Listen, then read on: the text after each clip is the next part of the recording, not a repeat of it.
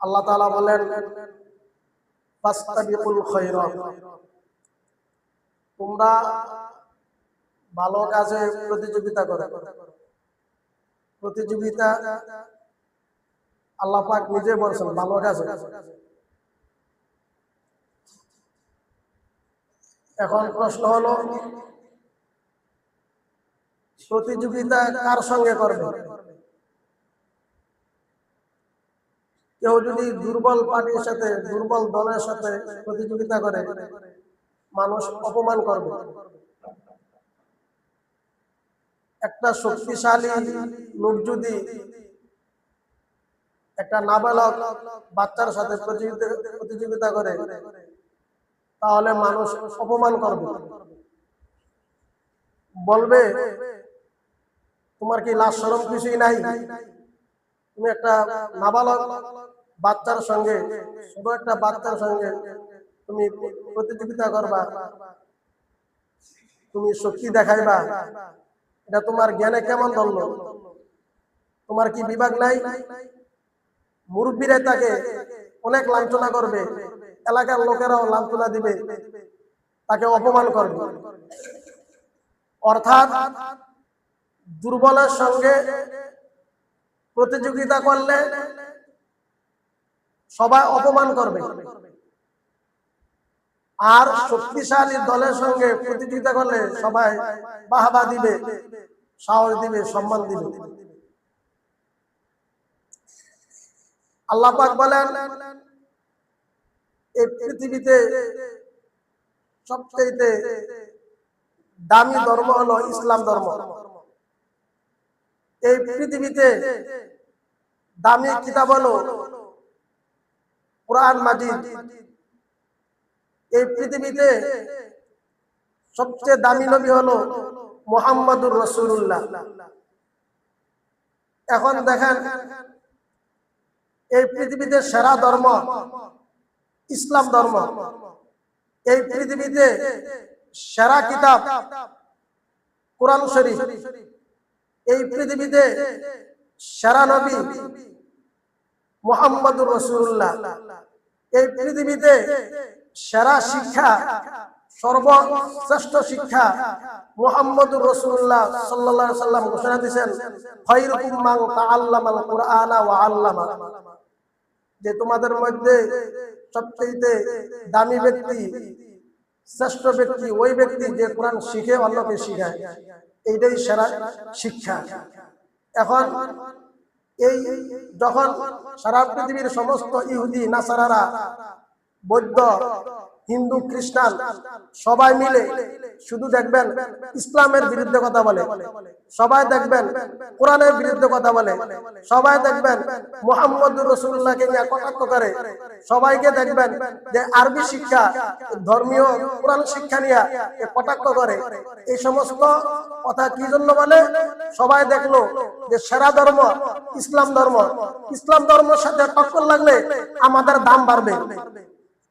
সবাই দেখলো সারা কিতাব কোরআন শরীফ, কোরআনের বিরুদ্ধে কথা বললে আমি সারা পৃথিবীতে ভাইরাল হব। কোরআনের বিরুদ্ধে একটা কথা বললে সারা পৃথিবীর লোক তাকে চিনবে, এই লোকটা কোরআনের বিরুদ্ধে কথা বলছে।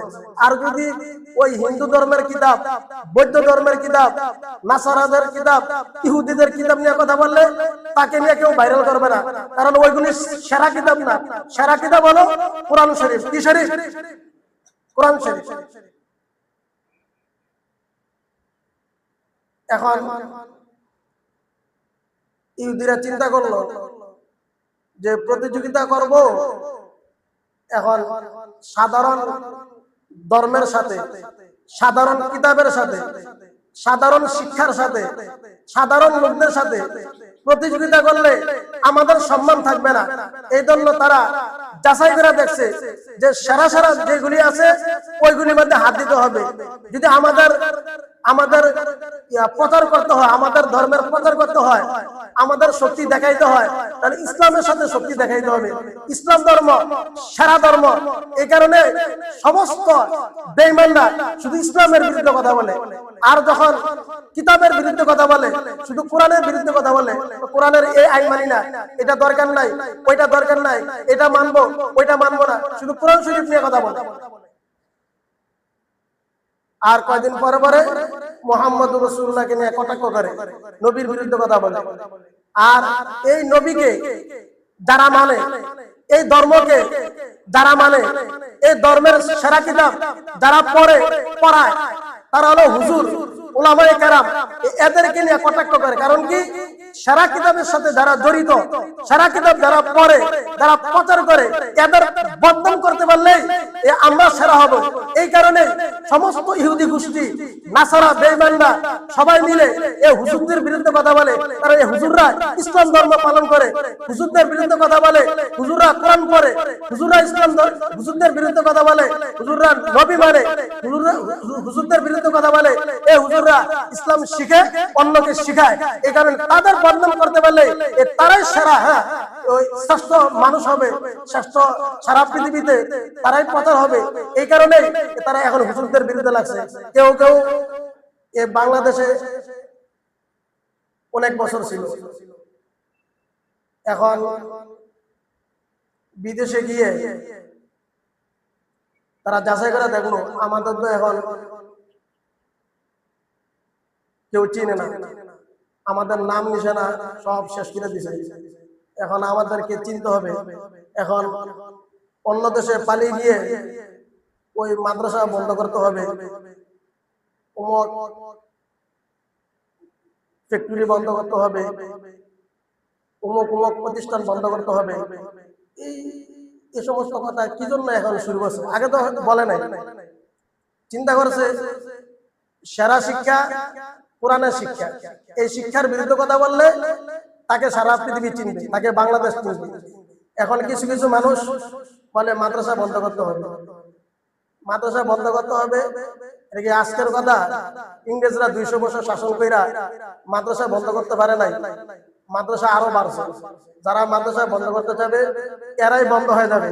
কোরআনের শিক্ষা কিয়ামতের আগ পর্যন্ত চলবে। সুবহানাল্লাহ। কোরআনের শিক্ষা সর্বদা চলবে।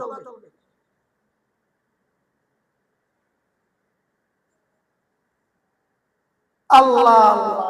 এই কারণে আল্লাহ তাআলা বলেন ফাসতাবিকুল খায়রাত, তোমরা ভালো কাজে প্রতিযোগিতা করো। ভালো কাজে প্রতিযোগিতা করলে দুনিয়াও সম্মান পাবে, আখিরাতে সম্মান পাবে। এখন তো বাড়িছে ফুটবল খেলার প্রতিযোগিতা, যে কাজে গুনাহ হয় ওই কাজের প্রতিযোগিতা। এমনিতে সারা পৃথিবীর মানুষ এখন গুনার দিকে বেশি ঝুঁকেছে, গুনাহকে পছন্দ করে। যে কাজটা মন্দ, এই দেখেন তারা অনেক চিন্তা করে দেখছে বাংলাদেশের সাথে কোনো খেলা দেয় না। কারণ কি, বাংলাদেশ দুর্বল পার্টি। এই ইহুদিরা চিন্তা করে দেখলো খেলা যদি খেলতে হয় তাহলে শক্তিশালী দলের সাথে খেলবে, দুর্বলের সঙ্গে নয়। তারা সর্বদা শক্তিশালী জিনিসের সাথে খেলবে। বাংলাদেশ খেলা দিক দিয়ে অনেক দুর্বল। এই কারণে বাংলাদেশের লোকেরা নাচানাচি বেশি করে, এমনি তো সময় নষ্ট করে, আবার খেলার দিক দিয়ে 1 নম্বর হয় না। তাদের সাথে কোনো বিশ্বে কোনো দল খেলতে চায় না।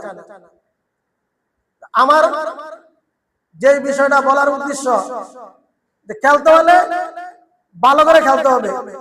সুর হলে 1 নম্বর সুর হবে, ডাকাত হলে 1 নম্বর ডাকাত হবে। কারণ এই উম্মত সেরা উম্মত, এই উম্মত শ্রেষ্ঠ উম্মত, এই উম্মত শ্রেষ্ঠ নবী পেয়েছে, এই উম্মত শ্রেষ্ঠ ধর্ম পেয়েছে, এই উম্মত শ্রেষ্ঠ কিতাব পেয়েছে, এই উম্মত সর্বশ্রেষ্ঠ শিক্ষা নবীদের ভাষায় মান খায়রুকুম মান তাআল্লামাল কুরআনা ওয়া আল্লামা, শ্রেষ্ঠ শিক্ষা পেয়েছে। সব দিক দিয়ে শ্রেষ্ঠ, নবী শ্রেষ্ঠ, কিতাব শ্রেষ্ঠ, ধর্ম শ্রেষ্ঠ, শিক্ষা শ্রেষ্ঠ। এবং এই প্রতিযোগিতার মধ্যে একটা সেরা প্রতিযোগিতা আছে, এটা হলো জিহাদের প্রশিক্ষণ। ওই প্রশিক্ষণ যখন থাকবে সারা পৃথিবীর সমস্ত ইহুদিরা এই জিহাদের নাম শুনলে তারা ভয় পায়। সুবহানাল্লাহ। তারা চিন্তা করে জিহাদ সারা পৃথিবীতে 1 নম্বর ভয় পায়। আফগানিস্তান লোকদের, এদের সাথে পারে না, এরা মুজাহিদ, এরা প্রশিক্ষণ প্রাপ্ত, এরা অস্ত্রের প্রশিক্ষণ দেয়, অস্ত্রের প্রশিক্ষণ দেয়। আর আমাদের দেশে তো প্রশিক্ষণ নেই, প্রশিক্ষণ না থাকার কারণে 40 বছর বয়সে ওনাকে হুইল চেয়ারে চলে, 50 বছর হইলে আরেকজনে ধৈর্য চালায়। পাকিস্তান, আফগানিস্তান 70-80 বছর বয়স, এদের সাথে হাইটাও পারা যায় না, এমন শক্তিশালী লোক। আমাদের দেশে 50 বছর 60 বছর হইলে এরা মুরব্বী হয়ে যায়। কি হয়ে যায়? মুরব্বী। এমনি মুখে জোর আছে, শরীরে কোনো জোর নাই। বাংলাদেশে আছে সাফাবাস। কি বাস? साफाबाज। हम करेंगे तम करेंगे उसके बाद कुछ नहीं करेंगे, लाठी के अंदर बुगुर भरेंगे। উর্দুতে এক বুজুর্গ বলছিলেন, এই করেলাম সেই করেলাম, পাতার মতন উড়াই দেব। আমাদের শুধু বাংলাদেশের লোকদের মুখের মধ্যে শক্তি বেশি। কিসের মধ্যে? মুখের মধ্যে, কাজের মধ্যে না। কাজের মধ্যে আছে আফগানিস্তান, পাকিস্তান, তারা ছোটবেলা থেকে এই প্রশিক্ষণ দেয়, অস্ত্রের প্রশিক্ষণ। আর আমাদের দেশে সূরা প্রশিক্ষণ দেয়, সূরা কিভাবে চুরি করতে হবে, কিভাবে মানুষ অপমান করতে হবে, কিভাবে ধোঁকা দিতে হবে, কিভাবে দেশের অর্থ বাইরে পাচার করতে হবে, এই সূরা প্রশিক্ষণ দেয় আমাদের দেশে। কি প্রশিক্ষণ? সবাই বলে কি প্রশিক্ষণ? সূরা প্রশিক্ষণ, অস্ত্রের প্রশিক্ষণ দেয়। এই কারণেই এই বাংলাদেশের এই মানুষের আস্তে আস্তে শক্তি দুর্বল হয়ে যাইতেছে।